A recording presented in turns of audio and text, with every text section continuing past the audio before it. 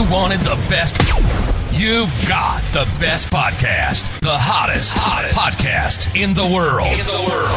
The Chris Voss Show, the preeminent podcast with guests so smart you may experience serious brain bleed. The CEOs, authors, thought leaders, visionaries, and motivators. Get ready. Strap yourself in. Keep your hands, arms, and legs inside the vehicle at all times, because you're about to go on a monster education roller coaster with your brain. Now, here's your host, Chris Voss. Folks, Voss here from the Chris Voss Show. There you go, ladies and gentlemen. The latest things that makes official. Welcome to the big show. Better off today. Thanks for tuning in, everyone. We certainly appreciate it. For 16 years and nearly 3,000 episodes, we bring you the Chris Voss Show because we love, we care. We're trying to make the world a better place, and that's the wonderful mechanics of the authors and people we have on the show to share their journeys and stories. So be sure to share the love. Go to goodreads.com/Chris Voss, LinkedIn.com/Chris Voss, YouTube.com/Chris Voss, and Facebook.com/Chris Voss. Opinions expressed by guests on the podcast are solely their own and do not necessarily reflect the opinions of the host or the Chris Voss Show. Some guests of the show may be advertising on the podcast, but it is not an endorsement or review of any kind. Today we have an amazing young man on the show. We're going to be talking about his book and insights in some of my favorite topics. We'll get into that. The book is entitled Ripple of Hope, From the Boiling Frog's Perspective. NATHANIEL Bridgers joins us on the show. We're going to get into it with him, talk about his book and his insights and what's behind this ripple of hope. And as we get into it, we'll talk to him and find out more. So, Darrell, welcome to the show. How are you? So give us the .coms. Where can people find you on the interweb, sir? Sure. It's Darrell Nathaniel Bridgers. That's DARRELL NATHANIEL Bridgers.com. Okay. And any other place you want them to find you on the interweb, social media, anything like that? You can find Ripple's books on Instagram, and you can find me on Instagram, of course, Darrell Bridgers. I try to be all over. Okay. And of course, Amazon, get the book. There'll be a link on the Chris Voss Show. Give us a 30,000 overview. What's in your book, sir? Sure. The book is it's a real New York story. It's about a fight that I had with my co-op. I fictionalized it, changed all the characters' names because I don't want to fight anymore with those people. I choose to focus on other fights. Yeah. And it's about, how do you navigate a traumatic situation in your life while at the same time trying to manage work, family, friendships, personal, well-being. And it was involving a co-op, so it was where I lived. It was very close to home. It actually was about my home. Yeah. Yeah. And so this is your first book you've ever written? Yes, it's the first full-length novel that I've written. I have a collection of short stories that I've yet to publish, but I will at some point. So I'm looking to that as well. But this is my I guess neophyte offering to the market. Congratulations. Now, Ripple of Hope, I think we talked prior. I'm familiar with the Ripple of Hope speech by Bobby Kennedy in South Africa, 1960s, and I was duly inspired by it as well. Is that where the title of the book comes from? Yes, exactly. Mm-hmm. I love that speech, and peppered throughout the book, the beginning of every chapter, there's a portion of the speech that kind of sets the tone for the chapter and the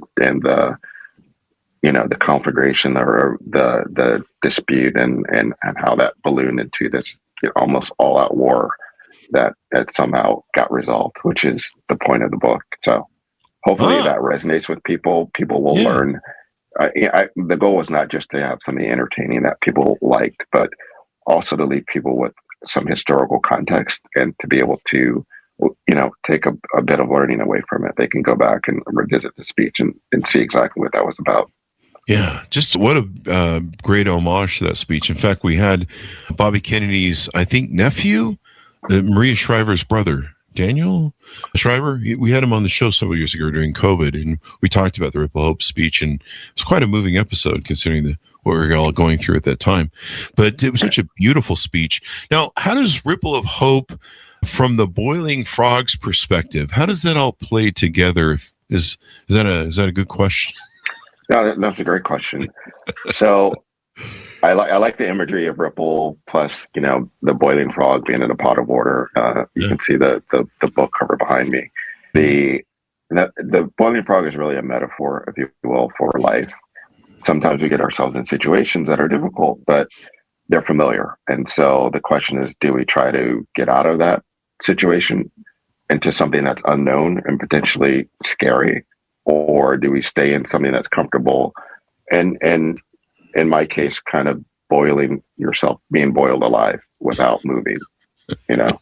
Yeah. So it's really about choices. You know, should I stay or should I go? If you need. Yeah. When to maybe jump out of the water as it starts to boil or get hot, maybe? Yeah. I mean, the theory is you put a frog in tepid water and you bring it slowly to boil, it will not feel it. But if you put it into hot water, you shock the system, everyone's going to react. But if you slowly bring it to a boil, you know, and it is warm and comfortable, what do? You know, I can stay in the situation and just deal with my neighbors and grin and bear it, or I can try to get out of it.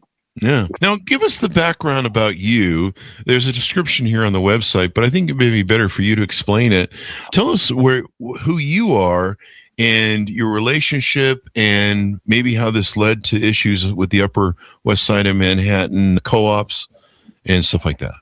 Yeah, it totally came out of left field for me. You know, you expect to be, you know, in this day and age in New York City, you know, racism, et cetera, or whatever should be a thing of the past. Unfortunately, it's not. And we lived in a very nice co-op on the Upper West Side. Unfortunately, we had a few neighbors that didn't like us for whatever reason. There was, you know, there's some harassment. I think there's some racial overtones, nothing that could be specifically pointed to other than some of the violence that was thrown our way. Oh, really? Yeah. And so the question, and the question is, it was a small co-op. So there's a lot of people that were against my family. We were a biracial family, Italian wife, black, you know, father with 2 young daughters. And the question is, you know, how do you protect your family? There's one episode in the book where we had to call the police, and the police accused me of causing the issue. And I had to stand behind my wife, who kind of jumped in front of me and the police officers. And they're in our house. I called you, and you're saying I'm the aggressor. Yeah.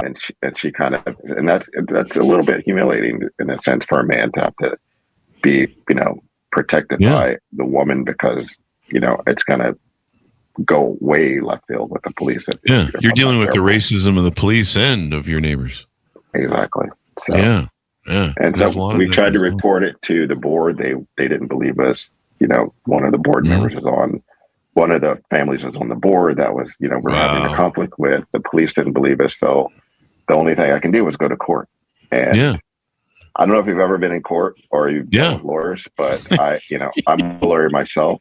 Yeah. But we're very expensive. And I don't know how a layperson can find good representation. And I found myself hemorrhaging money for the most part when I was trying to defend myself against essentially a corporation with their own, you know, insurance paid attorneys. And so at a certain point, so at a certain point I had to decide to do it myself, and I went pro se.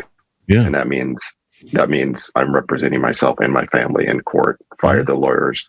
It wasn't a bad split, but I just said, I can't afford you anymore. I'm going to have to do this myself. Since I have a legal background, why not? Litigation has a lot of challenges, a lot of nuances, and you'll see throughout the book, there's a lot of pitfalls that you could fall into if you don't really know what you're doing, if you don't know the procedure. And I learned some of that the hard way, which is explicit throughout the book. And the original impetus behind the book was to show people how to represent yourself per se in the New York State courts from start to finish. And, you know, how do you file a complaint? How do you file motions? And it was kind of a 10-page, 15-page pamphlet. And it wasn't really that, you know, I didn't think it was that good. It was very technical, but I didn't think it was interesting for a reader. So I started to put anecdotes around each step of the process, and that's how it blended into a book. You know, I thought, okay, let's talk about how what happened when I went to the court for the first time, to give people a sense of what to watch out for. And that's when it turned into this novel. Now, Kai Jones, is that is that you in a pen name, or vice versa with your name Darrell, or is he's the protagonist in the book? Yeah, Kai Jones, and I've changed all the names again. Oh, okay.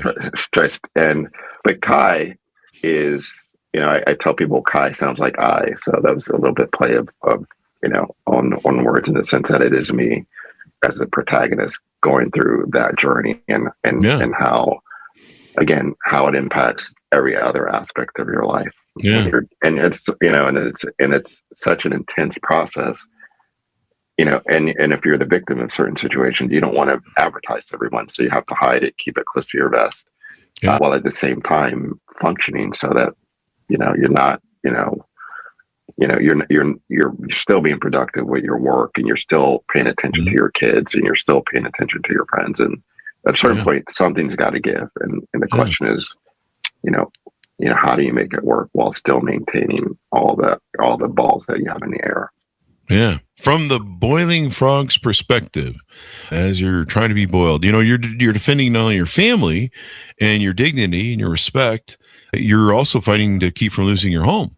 So that's correct. That's kind of a big package there to be doing battle with. And I don't know, I've never been in a co-op, but I've been in lots of HOAs. Are they kind of similar? They're run by these people who went from McDonald's to president board management and think they're king shit. Exactly. It's a company run by people who are intelligent in their own, sphere or whatever they do, but it doesn't always translate into running a business. So there's a lot of emotions involved. Oh yeah. People don't actually, know what they're doing in a lot of cases. And you don't own your property. That's the other thing. Co-op, you own shares in a property. Wow. Yeah, that could be difficult, but it's I've caught AOHAs doing different things. Like one time I caught the HOA, a guy roaming around the neighborhood. He was in front of my house taking pictures, and I happened to become walking out about the same exact time. And someone taking pictures of the front of your house, you kind of be curious these days because you don't know if they're it's like called the criminals do where they case your house. That's the word I was looking for. Thanks. They case your house. And, so I don't know. And so I the guy's he's got a expensive camera too. And I'm like, this is really, maybe he's a appraiser. I don't know. And so I'm like, hey, what's going on? He goes, I'm the president of the HOA. And I'm like, yeah. He goes, yeah, your bushes are like about an inch or two too high. Or something like that. And I'm like, okay, you could probably just tell me that and I'd maybe look into that.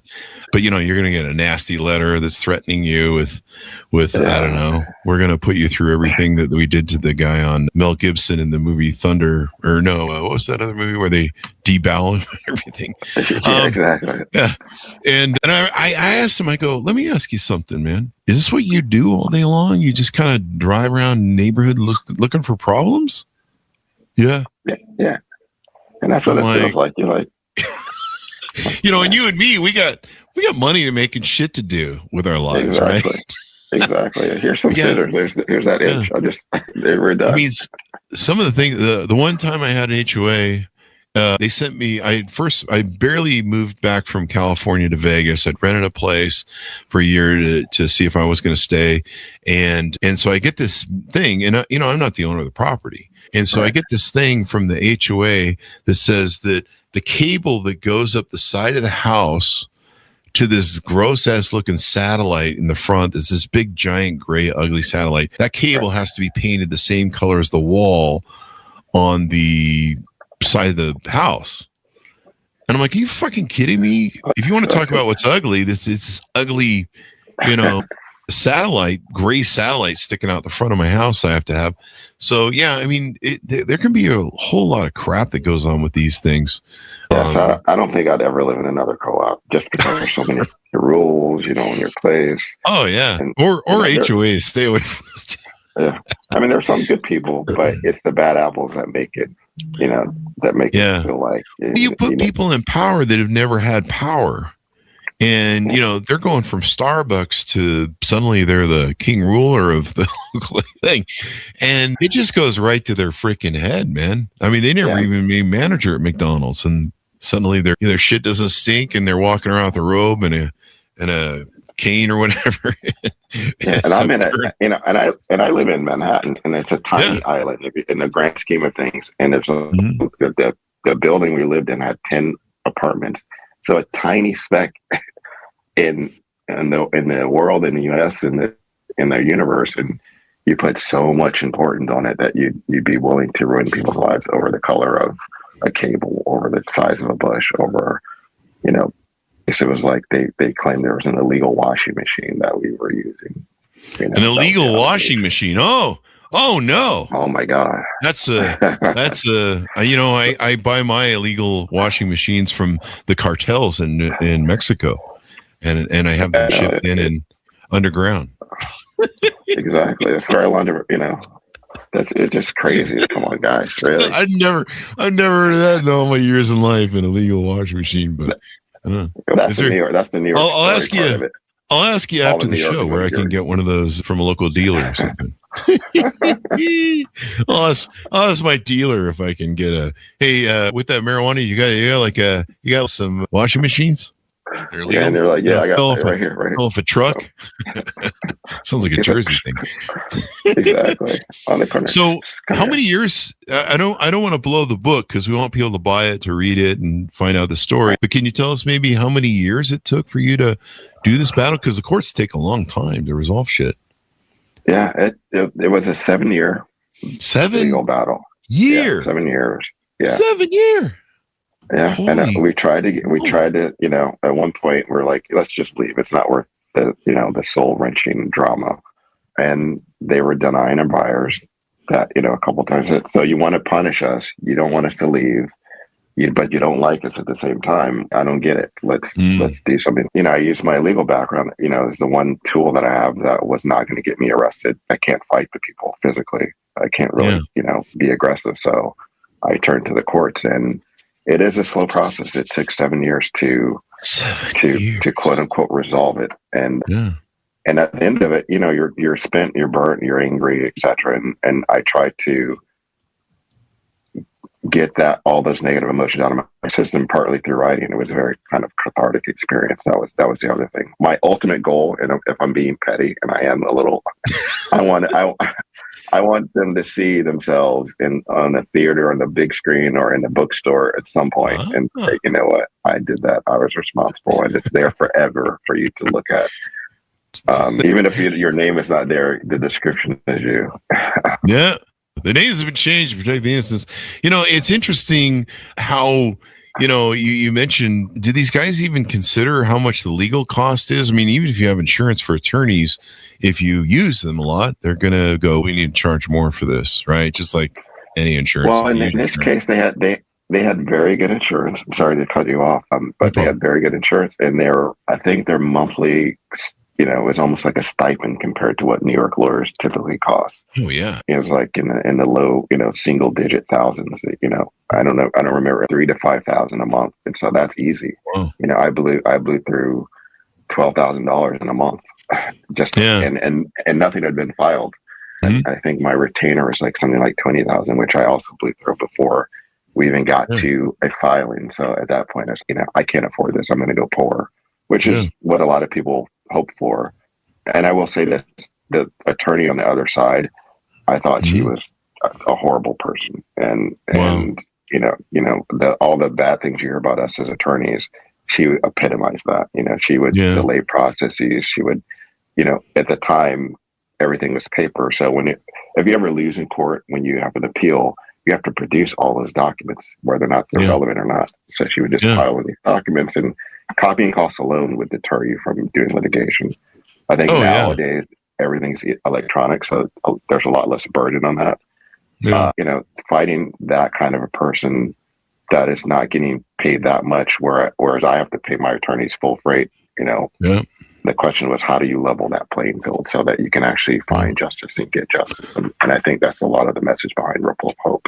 The youth at the time that, those are the people that are going to kind of, they have the time, they have the energy. They're not, you don't have golden handcuffs at a certain point in your life, so that you can actually take certain risks that older people may not be willing to do. Yeah. And it's harder to be the pleading in a case or the complaint in a case, right, than to defend it. It costs more, right? Discovery and everything else, usually. Yeah, it depends. But the discovery is very, if because you're initiating a lawsuit. Mm-hmm. And I had to initiate several different claims, which is also problematic if you're not careful in how you're bringing lawsuits. Because the question is, are you abusing the court system? And in the beginning of the process, they're like, this guy doesn't know what he's doing. He's a hack. He's stupid. We got this because it took so long. And, I went through I was finding a partner and her associates. 7 years later, they're like, this guy his pedigree is so good. He's abusing the courts because he knows how to, he's gaming the system, and, we're at a disadvantage. I was like, wait a second.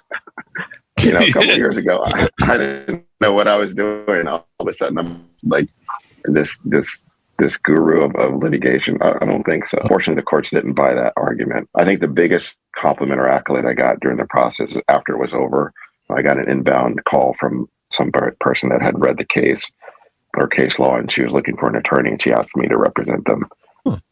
I couldn't do it, and I told her I'm not professionally trained. It just I learned as I was going, and unfortunately I was the client, so I couldn't sue myself for some of the mistakes I was making. Right? Yeah. Is there a favorite? At what point did you come across the Ripple of Hope speech, and was there a certain part of it that resonated with you the most? I know my part. Was there a certain point that your aha moment where you went, this, I should tie this to my story?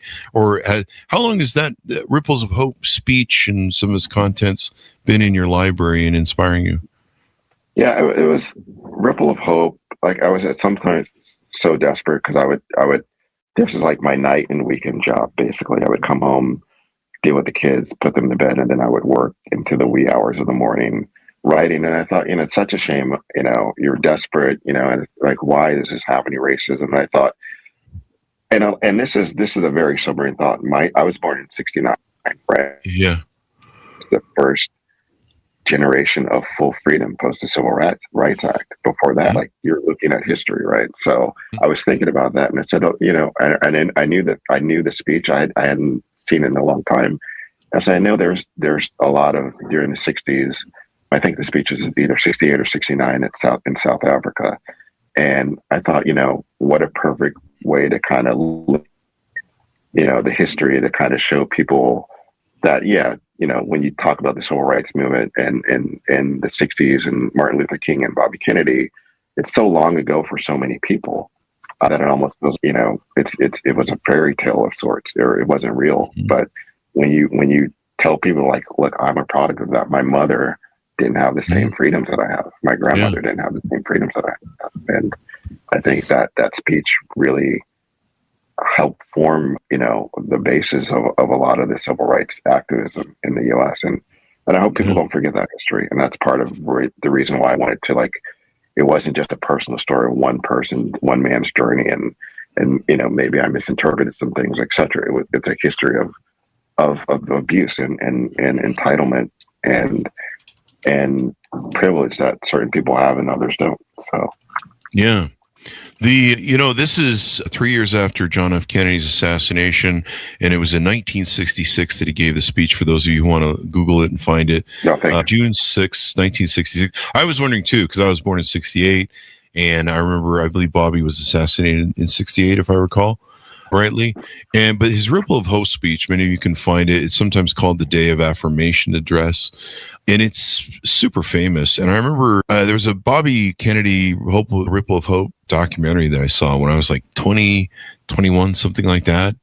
And it just pierced me through the brain and heart. And, the end speech, I don't know if we want to share this, but the end speech is so moving. And I read it together with Rhea Shriver's brother we have on the show, who he's the one who oversees the Special Olympics.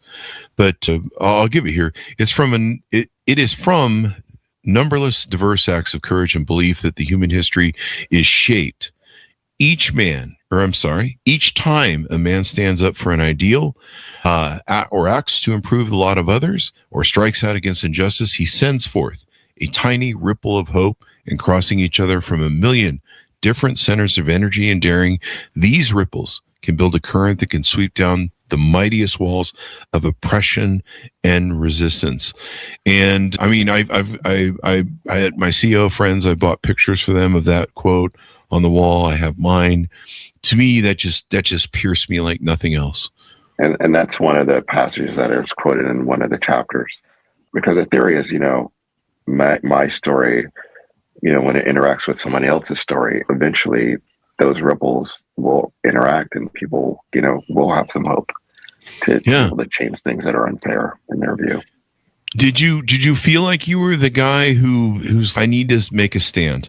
I need to make a stand for what's right, for my family, for race, against racism, for justice, for my home, and maybe I'm a bully of bullies, so I tend to take on bullies and bully them because I'm there to teach them a lesson. You just can't walk around kicking over sandcastles. You're gonna find someone like me who's waiting for you. And I'm just I got to be nice to everyone all day long. So I'm just waiting for a bully to come along and I have a certain set of skills. Let's put it that way. And did you kind of feel like this is something you needed to not only defend for yourself, but try and fight a bully and send a lesson to them, or maybe send a message to other people that, hey, you can fight bullies. And here's kind of the thought process methodology I used. Yeah, and that was exactly the impetus. At some point, we originally wanted to just get out of it when they, in terms of leaving the co-op. We felt trapped though, they wouldn't let us leave. Yeah, and then I thought, let's really fight this. Somebody's got to stand for somebody. I had my two daughters were very young at the time.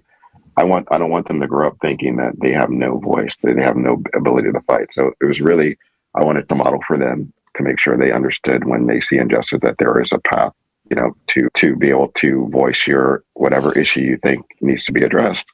And there was a point where we got this huge settlement, but I didn't take it. And I didn't take it because we were still being trapped. There's still some bullying going on, potential physical violence. And I thought, they're not going to learn a lesson, even if the settlement seems big by certain standards. Wow. And so I said, they're not going to learn a lesson unless they get really hit in their pocketbook. Yeah. Unfortunately, the courts took it, the judge at the time didn't like the idea that I wouldn't settle for that amount of money. And I felt I was punished for it. And, when you take a stand, it's not without consequences. It's not without, you will get bloodied a little bit. And the question is, how do you bounce back from that? My favorite quote from the book, when I sign books, I always say this. I always write this as a lead-in. We're not measured by, and we should not measure ourselves. We're not measured, and we should not measure ourselves by how we fall, but by our ability to rebound, our ability to rise, to raise ourselves up. And that's coming directly from Kai Jones in the middle of the story. So I want that to resonate with people to, that, you will fall. You won't get it always right. Kai is he's a flawed character in some ways. He's not the hero like Superman. There's some things that he doesn't do correctly or doesn't do right, which is reflected in his relationship with his wife.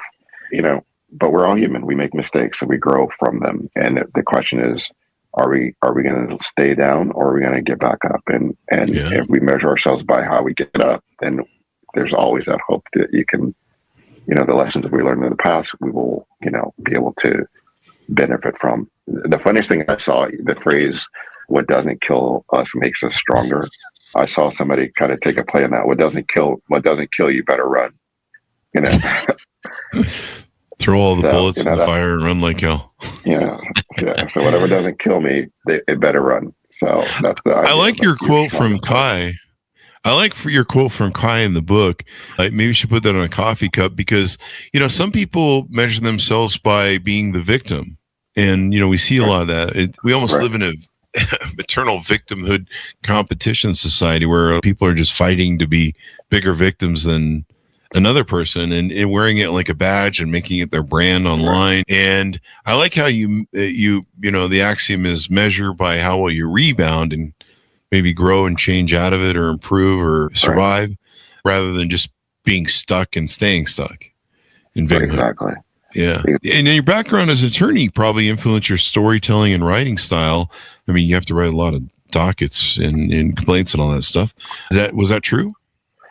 Yeah, and oddly enough, one of the knock-on effects, because when I took it over myself, I was writing thousands of pages of briefs and motions, and I didn't tell anybody at work what was going on, again, because I was doing it at night, and I didn't want it to impact my day job, but it actually had a positive effect. One of my bosses was like, "Wow, you're writing so good. It's improved for the past couple of years. What's going on?" I was like, "Oh, I don't know. I've just been practicing." Yeah. But in terms of I wanted to make sure that it was accurate what I was portraying, even if I fictionalized some of the storytelling. Part of the challenge is if you're too accurate, it almost doesn't read true. So I did kind of move around some events to make it easier for the reader to digest. Otherwise, I could have spent another, couple hundred pages explaining nuances that really weren't important to the story. So trying to be, true to the story, deal with the facts, but also get a lot of the, from the creative side, getting a lot of the emotions out there so people could actually, so it will resonate with people and they can identify with the main characters in the story. You got to deal with some of the, there's always people in the world that just, I don't think got nothing better to do but screw with other people. And right. It's definitely unfortunate because, most of us got better things to do. Yeah. We got better things to do than be mucking about with all that crap. But, it is what it is. It's wild. Yeah. Now, you mentioned you have a screenplay pending on this. Tell us about that. I would love to turn this into a screenplay at some point. I did a short film called Zeke. I put it into, I submitted to a bunch of film festivals, independent film festivals. It won Best Screenplay in the Prague Independent Film Festival in 2024, and it placed in a couple other festivals. That's all in the notes in the book.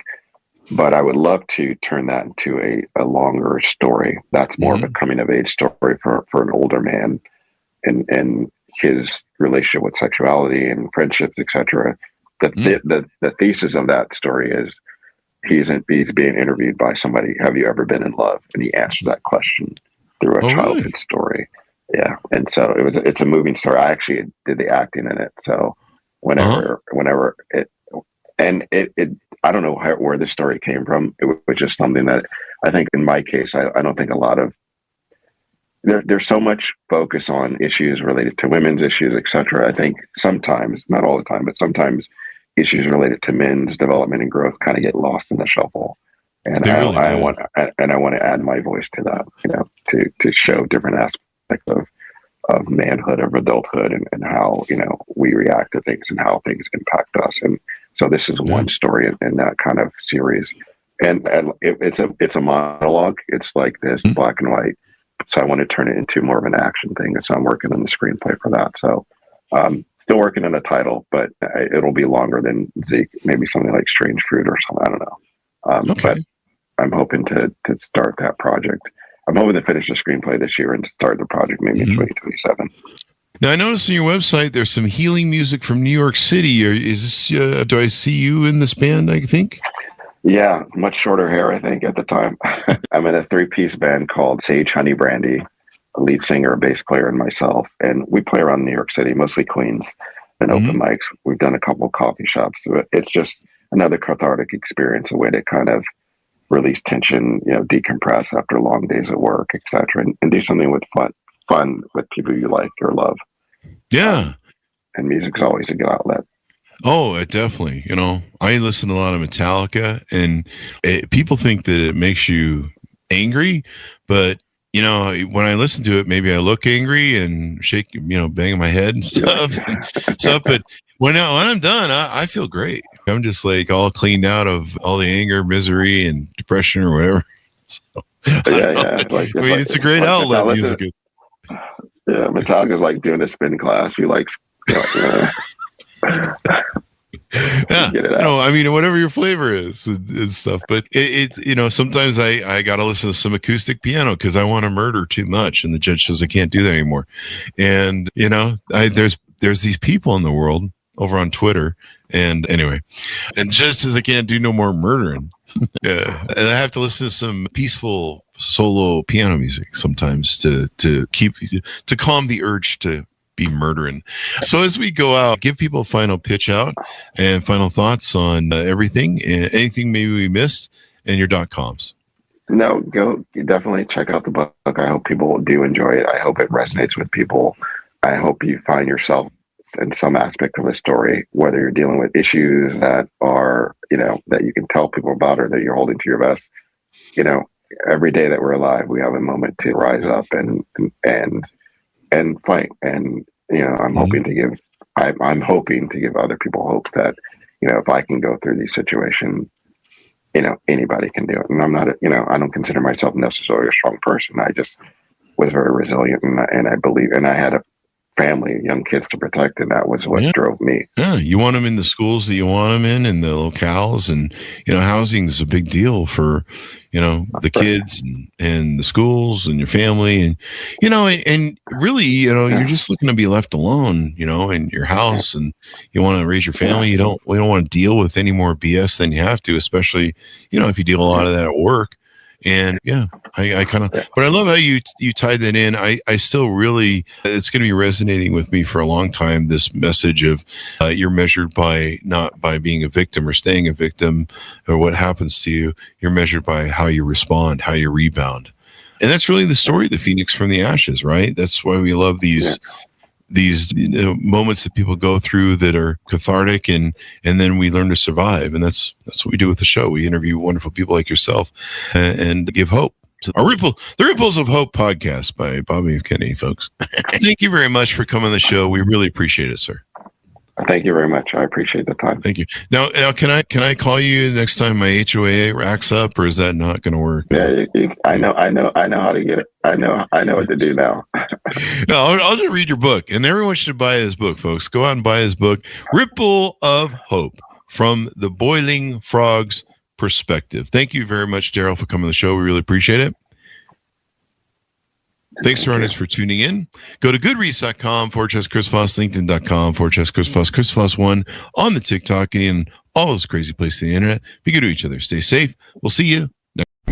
You've been listening to the most amazing, intelligent podcast ever made to improve your brain and your life. Warning, consuming too much of the Chris Voss Show podcast can lead to people thinking you're smarter, younger, and irresistible sexy. Consume in regularly moderated amounts. Consult a doctor for any resulting brain bleed.